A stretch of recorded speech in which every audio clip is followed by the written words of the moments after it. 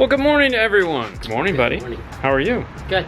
Yeah, you ready? Oh yeah. All right, let's do this. Common problem in car audio is the ability to turn on your sources. What type of sources might we want to turn on, Fernando? Radio, backup camera, amplifiers. What about peripherals? Oh. Radar detector, overhead, Overhead. headrest monitors. Yeah. These are all things that get hooked up to ignition, sometimes 12 volts, but most of the time ignition, meaning when you turn on and off the car. Problem is, in a lot of new cars, finding an ignition wire is, well, kind of hard. So today, we're gonna talk about two products that might make this a little bit easier.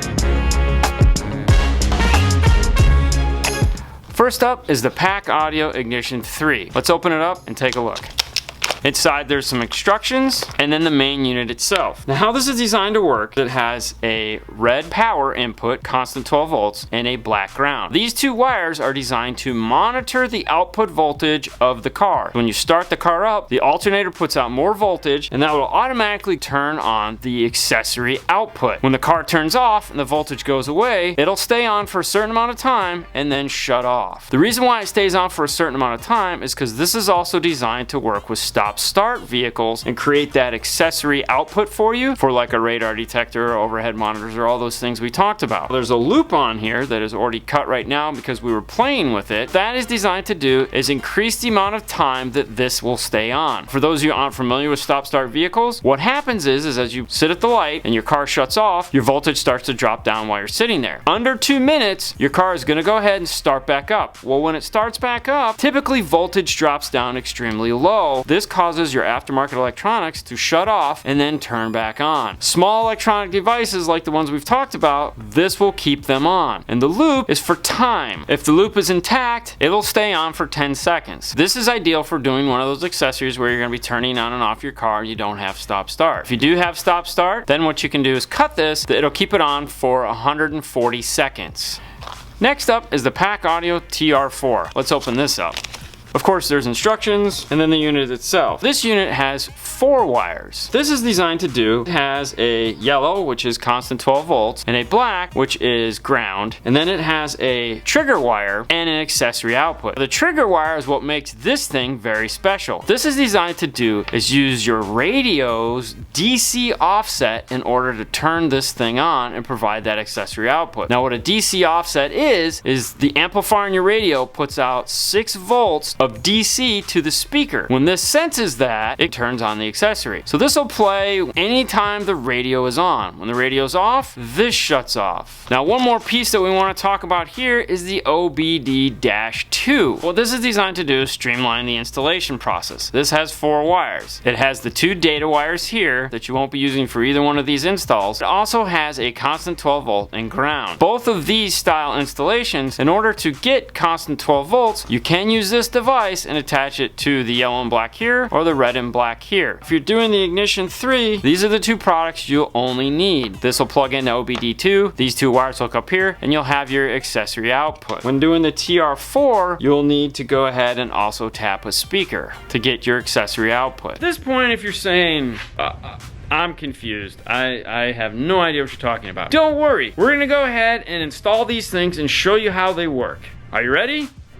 For that, we're gonna go ahead and hop into the lab. We're gonna go into the back and we're gonna show you hooking it up in the back to a regular constant 12 volt source if you already have one. And then we'll go ahead and show you how to hook it up to the OBD2 connector in your dash here. For this, we're using a digital multimeter set to DC, which is the line with the dots underneath it. And this is gonna show us the output voltage and how it's reacting as we're going through the process here. The first thing we wanna do is see what the voltage looks like without the car running. We have a power distribution block set up back here that we can do that to. Right now the car is sitting at 12.6. Go ahead and start up the car.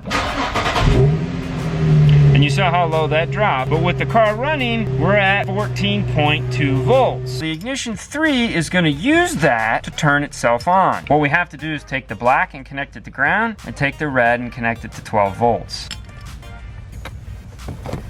This has a light on it to indicate when it is on and off. The blue wire here is the accessory output. You can connect that to our meter. As you can see, it's not putting out 12 volts and the voltage will continue to drop. That's just the capacitors emptying themselves. Start the car and see what happens. Car starts up, red light comes on, we're good to go. Turn the car off.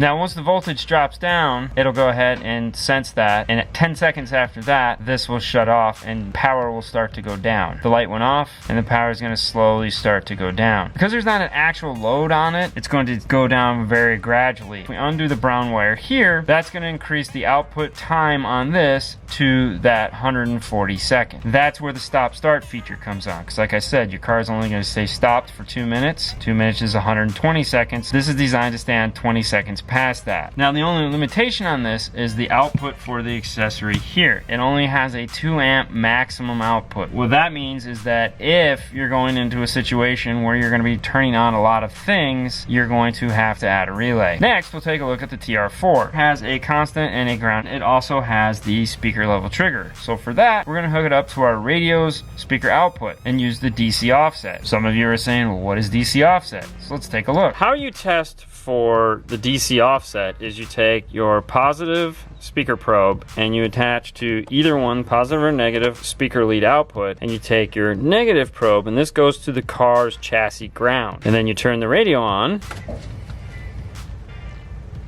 and you'll see the voltage will creep up to 6 volts.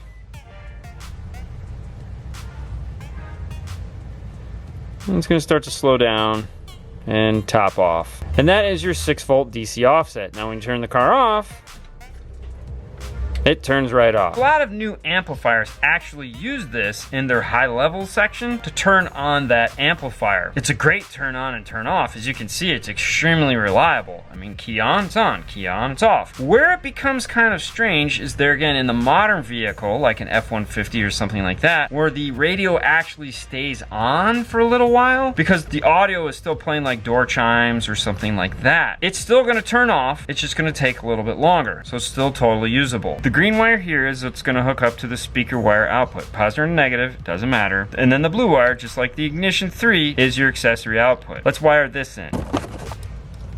So just like before, we have everything hooked up. We have the digital multimeter here set to DC. Go ahead and turn on the car. We get our 12 volts. Turn the car off. Takes a second. And then it shuts off. The advantage of this is you don't have to have the car running in order for it to function. The Ignition 3 is engine has to be on and running. Now let's head over to the OBD2 and we'll repeat the process there and show you how that connects. If you've never seen or heard of or don't know what an OBD2 service port is, it's this piece right here located underneath the dash of your car. It's the piece that you plug those insurance tracker things into. The reason why those work is because there's a constant 12 volts and ground there. With this adapter, we can plug in just like that, and now we have data bus wires. Don't let these touch. If you're not going to be using them, go ahead and cap those off and keep them nice and safe. And these two wires are hot right now. They're not taped off. They can also blow the fuse. So we'll go ahead and unplug it. To make this work, take our black, go to our black here, and put some tape on there to keep it safe. Take the red wire and connect it to the yellow. Plug it back in. Now it's gonna act just like before. The light is off. We'll attach our digital multimeter to it. For this, we've gone ahead and disconnected the wire, so now it should stay on for 140 seconds. We still see that slight residual voltage. Now it's only at like 2 volts. We'll start up the car. We get our 14.4. Now we'll turn off the car. Red light's still on. We're still getting above 12 volts of output, which is where we need to be.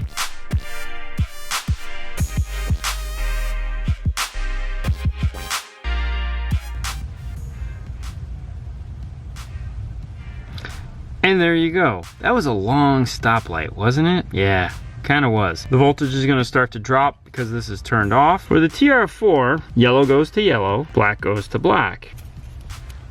Plug it in. The green still has to go to a speaker. Now the nice thing is usually in the kick panel here is a speaker wire because the speaker's right over here in the door. The rear speaker wire will usually also be in here as well. So this is a good place to go ahead and find that. Once you have, attach it to the green wire, voltmeter, turn the car on.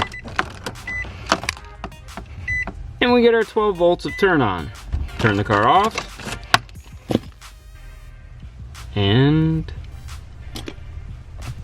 it goes away. Makes a great remote turn on. Now, just like the Ignition 3, the TR2 has a 2 amp output. There you go. There's 2 ways to generate an accessory turn on in your car without having to hack into the wiring harness or go crazy or just Cutting. yeah. Now, if you're fortunate enough to have like a power port, what I used to call a cigarette lighter input that turns on and off with the key, that's a great place to get an accessory. If you're going to use that though, do make sure you check the fuse. Most of those are 10 amp, but you just want to be safe. For the rest of us, the Ignition 3 or the TR4, great idea. Fernando? On to the next one, guys. See ya. Bye.